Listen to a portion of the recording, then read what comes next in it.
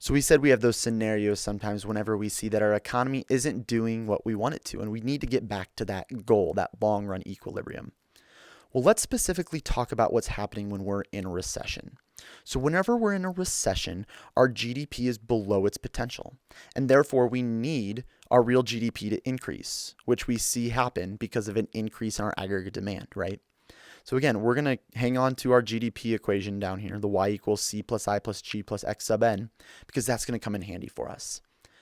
So we're talking about the different policies that can be taken by either the government or by the Federal Reserve. Now, we're going to first focus on the fiscal policy, those actions taken by the government. What were those policies we said that the government could do? Well, they could increase government spending. They could increase the amount of money that's being spent by the government, and naturally, that means that government spending is increasing.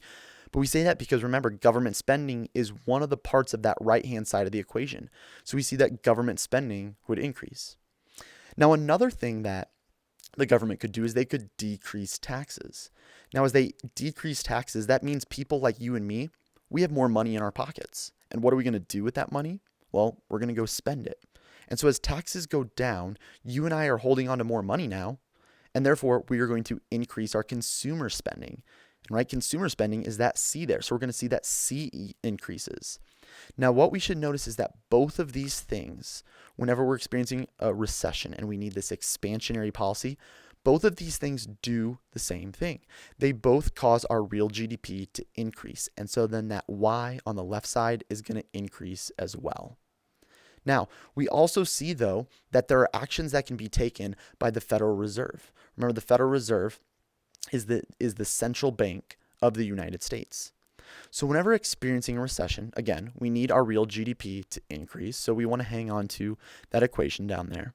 And we said that there are 3 different actions that can be taken by the Federal Reserve in these scenarios.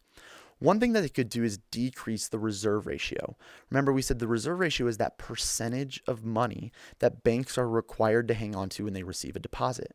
Now, if we decrease that number, that means that there is more money available for banks to then loan out. We'll come back to that again in a minute. We could also decrease the discount rate. The discount rate is that interest rate that the Federal Reserve charges its member banks in order to borrow money.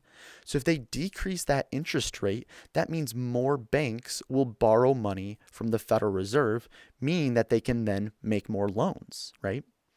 Also, we said that they might buy government securities.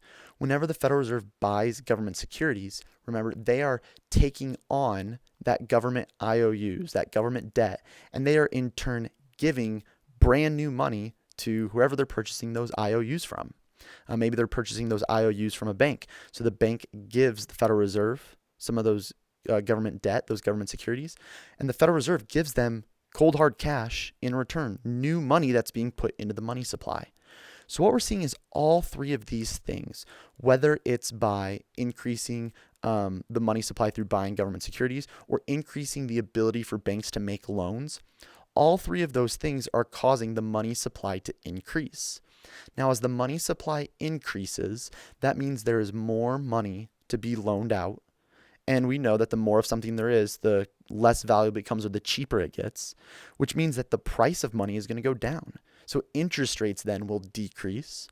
And as interest rates decrease, it is now cheaper for businesses and consumers to borrow money to make purchases, right? So whether it's for someone to borrow money to buy a new house or borrow money to buy a new car or borrow money to build a new factory or buy new machinery, all of those things will happen whenever we see interest rates decrease.